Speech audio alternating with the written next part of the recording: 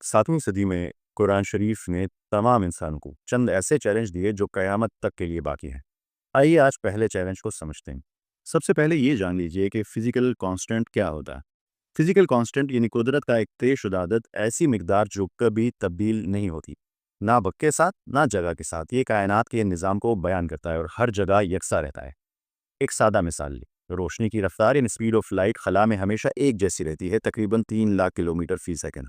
اس لیے اسے کانسٹنٹ کہا جاتا ہے کیونکہ یہ کبھی نہیں بدلتا۔ آج بھی ویسا ہی ہے، کل بھی ویسا ہی تھا، پوری کائنات میں ویسا ہی رہے گا۔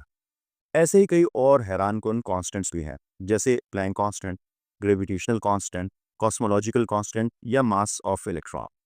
یہ تمام ہمیشہ کانسٹنٹ رہتا ہے۔ در حقیقت پوری فزکس بلکہ پوری سائنس انہی فزیکل کانسٹنٹس پر قائم ہے۔ اگر یہ مستقل اقدار نہ ہوتی تو نہ کوئی سائنس وجود میں آ سکتی، نہ فزکس کا کوئی بھی اصول کام کر سکتا تھا۔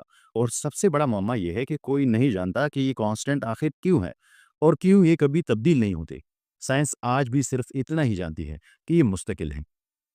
بس یہ تمام اعداد اتنے بہترین انداز میں سیٹ کیے گئے ہیں کہ اگر ان میں معمولی سی تبدیلی بھی ہو جائے تو پوری کائنات ہی وجود میں نہ آ سکے۔ مثلاً اسٹرانگ نیوکلیئر فورس، جسے سائنسی زبان میں اسٹرانگ کپلنگ کانسٹنٹ کہا جاتا ہے۔ اگر یہ طاقت ذرا کمزور ہوتی تو پروٹون اور نیوٹرون آپس میں جڑ ہی نہ پاتے اور ایٹم بننا ممکن نہ رہتا، یعنی کچھ بھی نہ بنتا۔ اگر یہ ذرا زیادہ طاقتور ہوتی تو ہائیڈروجن، پانی، ستارے کچھ بھی نہ بنتا، نہ سیارے نہ زندگی۔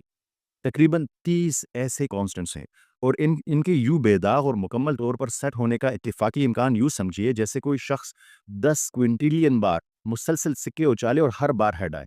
10 کوئنٹیلین مطلب 18 زیرو۔ یہ سارا توازن اتنا مکمل اور بے عیب ہے کہ دنیا بھر کے سائنسدان بھی حیرت میں پڑ گئے۔ انہوں نے بار بار اس کی جانچ کی، لیکن ان مستقل اقدار میں کبھی کوئی تبدیلی نہیں ہے۔